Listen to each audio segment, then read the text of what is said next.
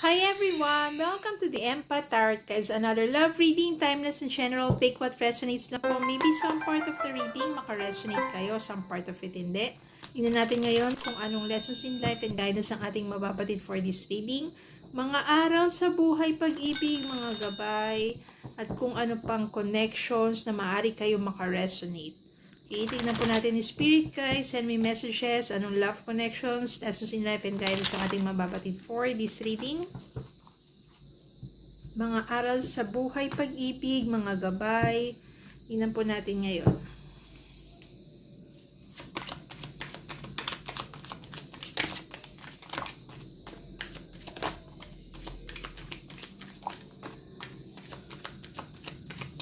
Follow me in TikTok and Facebook po. Maraming salamat sa suporta. Gagawan po natin ng paraan na nawa makapag-live po tayo. Pero depende rin po kasi minsan sobrang busy, hindi ako nakakapag-upload. Spirit guys, send me messages, love connections, lessons in life and guidance. Ang nais din nyo ipabatid sa amin. Okay. We have here Knight of Coins. Yan. Then we have here Three of Cups. Yan. Five of Coins. Knight of Swords. Death. Four of Swords. Nine of Swords. And Ten of Cups. May malaking pagbabago dito sa person mo. Nandito kasi yung Death card. So, ibig sabihin yan, there will be a rebirth, transformation, malaking pagbabago dun sa person mo. Na somehow, sa sense ko dito, na feel niya kasi yung malaking kawalan sa buhay niya, which is ikaw yon. Siguro, simula nang iniwan mo siya or nagkahiwalay kayo, may mga times na nare-realize niya na dito si Nine of Swords na maaring iniisip ka niya na naiisip niya yung mga bagay na nagawa niya sa'yo, mga pagkakamali niya, at minsan hindi siya makatulog kakaisip sa'yo. No, especially yung mga third party na something na yan. Okay? Third party na yan, hindi naman necessarily na another person. Pwede yung third party na yan is iba yung naging priority niya kaysa sa'yo.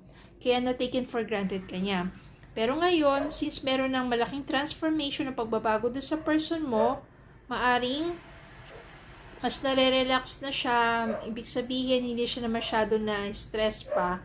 At maaring ito na yung pagkakataon para sa inyong dalawa to get along with.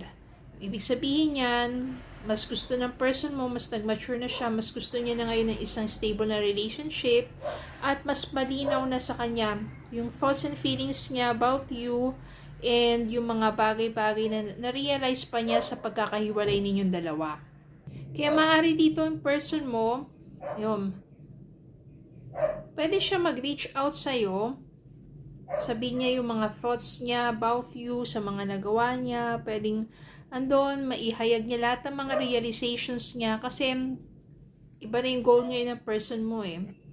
Ikaw na yung priority niya, and Ten of Cups, ang gusto niya talaga isang masayang pagsasama, yung full of love, na hindi na siguro before, parang pinaka sa kanya, yung oras niya, maaring trabaho, o iba pa, barkada, o bisyo, pero sa ngayon, nang iniwan mo siya dahil yun ang ginagawa niya sa buhay niyan, di mo na-feel na binibigyan ka ng panahon, then maaring yun yung time na ikaw na yung umalis sa kanya at dun niya naramdaman yung kawalan mo sa buhay niya. Yan no, Eight of Cups, bottom of the deck. So talagang maaring iniwan mo siya. Ikaw yung nang iwan dito, malakas yung energy dito na ikaw yung umalis. Dahil siguro sa mga vision niya o sa mga nafe-feel mo talaga na parang wala siyang panahon sa iyo o hindi siya nakikinig sa mga payo mo. Yung, di ba, parang matigas pa rin ang ulo. Ganyan.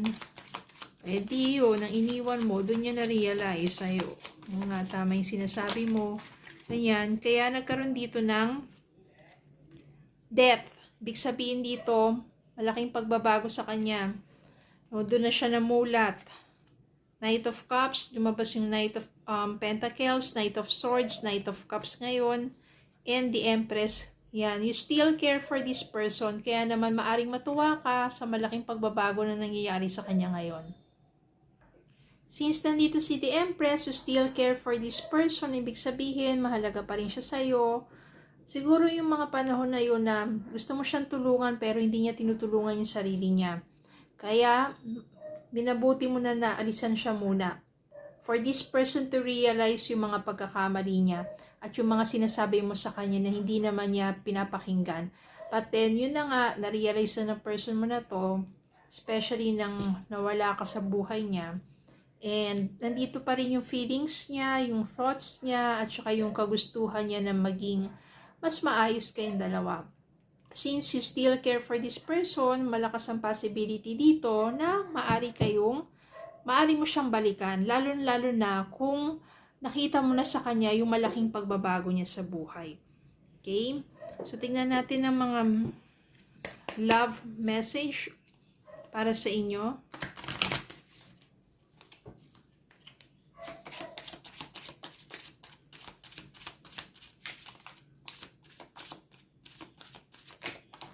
Oops. Yan. Ang dami. Yan. Very soon in codependency.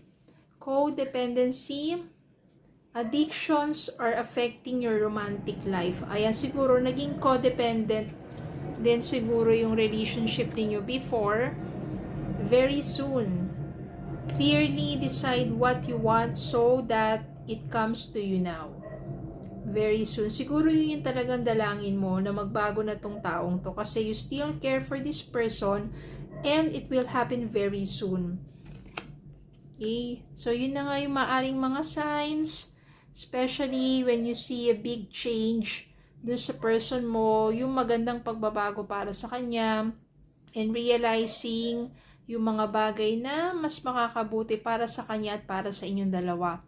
At yun nga, yung pagmamalasakit mo sa kanya at yung pagbibigay ng lesson sa kanya para ma-feel niya yung kawalan mo, para ma-feel niya at niya ma-realize yung mga tama nga yung mga sinasabi mo sa kanya, yung mga pangaral mo sa kanya na dati hindi niya pinapakinggan, binabaliwala ka lang, then yun, doon niya naramdaman talaga. Okay, so yun lang po. Maraming salamat po for watching. Please don't forget to like, share, comment, and subscribe. Follow me in Facebook and TikTok. Have a good day po and God bless.